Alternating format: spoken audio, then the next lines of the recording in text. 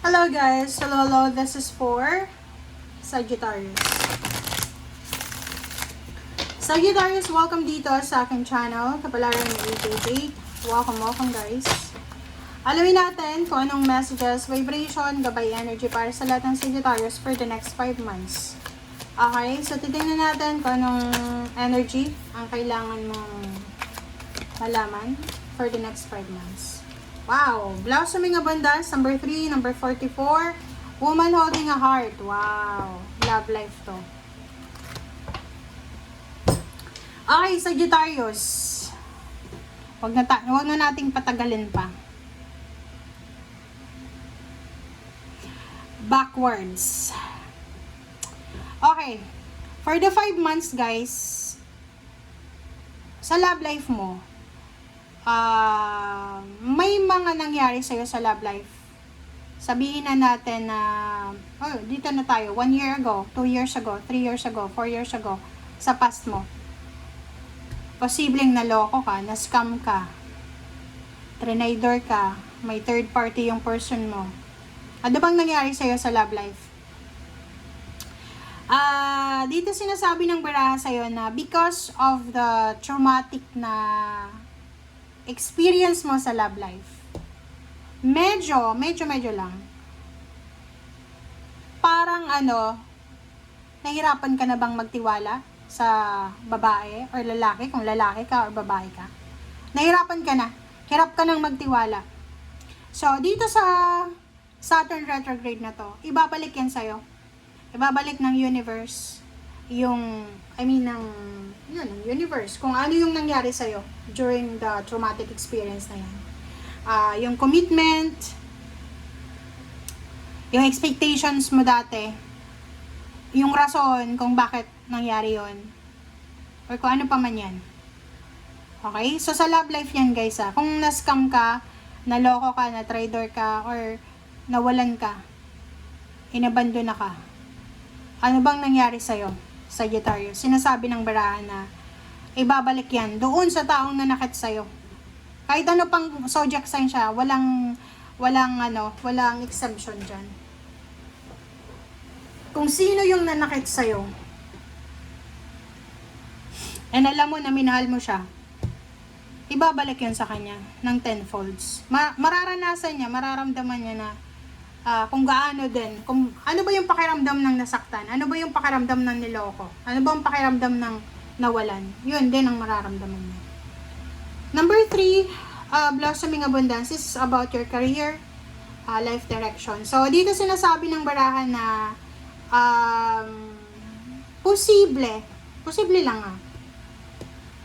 magbo-blossom kasi. So, during this 5 months, bigla-biglang na lang napapasok sa isip mo na gusto mong mag-relocate, gusto mong mag-travel, or gusto mong baguhin ang lahat sa buhay mo, gusto mong maghanap ng trabaho sa ibang lugar, sa ibang bansa, ganyan, gusto mong mag-travel, or posibleng yung iba sa inyo dyan, gusto nyong mag-aral ulit, bumalik sa school, yung iba pwedeng nakapagtapos na gustong masteral, doctoral, or pwedeng yung iba gustong mag-aral sa TESDA ng mga skills training, or kung hindi ka pa tapos sa pag-aaral mo, pwedeng babalik ka. Ito yung nakikita ko sa'yo. And kung ano man daw ang sisimulan mo, this 5 months, itaga mo yan sa bato na steady yung progress mo and consistency. Kumbaga, mas magiging mas magiging motivated ka pa ngayong 5 months na to. Okay? I-reconsider mo din yung mga long-term ambitions mo. Kasi, ibabalik din sa'yo ng Saturn retrograde yung mga dati mong ambisyon na hindi mo ito nuloy. Okay?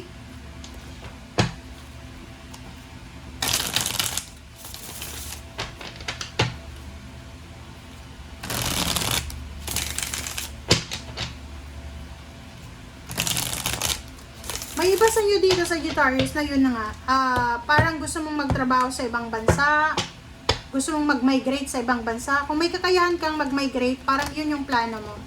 Mag-migrate, or pwedeng yung iba gusto mag-aral ulit. Ay, comment nga sa comment section. Masteral, doctoral, parang ganun. Okay, Capricorn. Oh, nako. O, diba? Sabi ng baraha sa'yo dito, may past ka na posibleng ikaw yung naging tampulan ng chismis. Yun na nga, pwedeng yun. Niloko ka, yung person mo nagkaroon ng third party, parang ganon. Naging subject ka ng chismis sa past mo. But this time, sa 5 months na to, you're moving on na. Parang, wala you're letting go, papunta ka na sa kaligayahan. Wala ka nang pakialam. Kumbaga naka-move on ka na or you're trying to move on.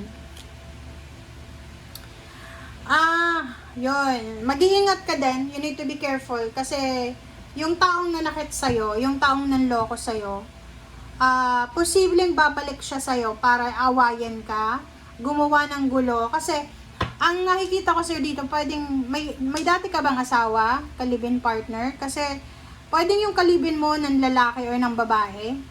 Tapos, wala kang ginawa. Like, wala kang action na ginawa. So, nagwo-wonder yung nanloko sa'yo na yon, yung partner mo, yung ex-partner mo, kung okay lang sa'yo. So, ngayon, akala niya, susuyuin mo siya, makikipagbalikan ka sa kanya kahit mayroon na siyang iba. Kabaliktaran, akala niya magiging masaya siya sa new person niya. Pero, yun na nga. Gagawa siya ng gulo kasi hindi siya masaya sa kapartner niya ngayon. Gusto niyang bumalik sa'yo. Gagawa siya ng gulo para makabalik. I don't know. Are you married? Diba? So, sabi ng baraha sa'yo dito, ibabalik din ng Saturn retrograde yung mga panahon na yun, you're heartbroken ka, mamumroblema ka, ganito. Kasi dito, ang sinasabi ng baraha sa'yo, kung may mga unavoidable, yung mga hindi naman natin maiiwasan na gulo, mga pain and heartaches, huwag ka na daw mag-focus dyan, lalo kung love life yan or family life. Ang bigyan mo daw ng pansin kung paano kayo maman, yun daw yung kailangan mong bigyan ng atensyon. Diba? Galing naman. Diba? Pangarap mo daw So, sabi dyan ng baraha sa'yo dito, you need to focus. Mag-focus ka na daw sa pangarap mo para sa future mo. Yun ang nakikita natin. Wow! Congratulations, guys. Congratulations. Kasi, ang galing. Kasi, mabilis to Mabilis. So, sabi ng baraha sa'yo dito, okay, maraming nawala sa'yo for the past years. Pero, may darating sa'yo, napakabilis. Mabilis to. It's either new job, promotion, o kapalit siya ng mga problema. Fulfillment of your dreams and wishes. Financial health. Relationship, guys. Halimbawa, may basa nyo dyan na yung problema nyo na nakamove on na kayo sa relationship. Ngayon, yung relationship na papasok sa buhay mo ngayon is kabaliktaran ng dati mong karelasyon. Kung yung dati mong karelasyon ay sobrang selfish, etong bago mong karelasyon ngayon is generous siya. Kumbaga, makakatulong siya. Ganito yan. Ang galing. Ang galing. Talagang kakarmahin, guys, kung sino man yung gumawa ng masama sa'yo. Good karma yung parating sa'yo, Sagittario. Sino ka ba? Ang galing mo naman. Kasi dito sa barahan na to, sinasabi na, yung nanloko sa'yo, posibleng magulo yung buhay niya at mas lalo pang gugulo daw. Hindi niya mahahanap yung yung happiness. Kahit maghintay pa siya, wala siyang mararamdaman na contentment. Kasi, I don't know kung anong nangyayari sa kanya. Pero ikaw na ginawa ng masama, pwedeng naka-move on ka na diba? And dito sinasabi na in the near future, ihanda mo yung sarili mo kasi isang tao ang posibleng papasok sa buhay mo. Ang taong ito ay hindi siya selfish. Kabaliktaran siya ng ex mo.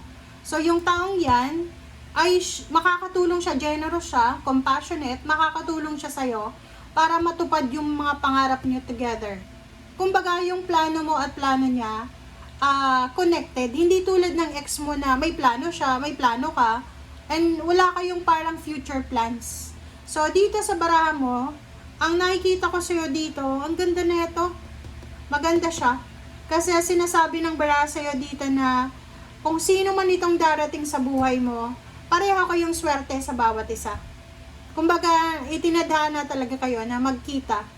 And kung ano man ang nangyari sa past mo, nagkahiwalay kayo ng ex mo, nawalan ka man ng trabaho or whatsoever, talagang naka-destiny yun guys, para matagpuan mo etong blessings na to na darating sa'yo.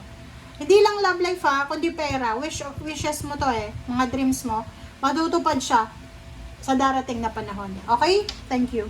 Bye!